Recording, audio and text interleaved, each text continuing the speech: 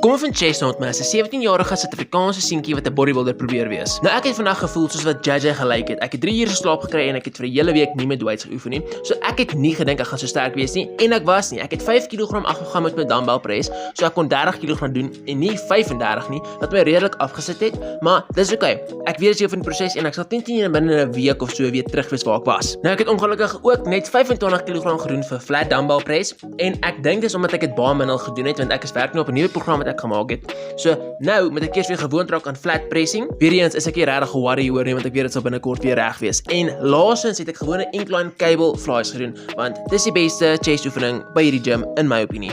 So ja, die pump was goed. Ek lyk decent vir 'n ouetjie wat vir 'n week net push-ups en pull-ups nog gedoen het. So ja, lekker aand, lekker dag. En volg my op Instagram en YouTube want ek het 'n nuwe video gemaak wat jy verniet kan gaan kyk. Jy weet, ja, support my maar daarso. En DM my as jy gecoach wil word of 'n program soek want ek maak dit. So ja, lekker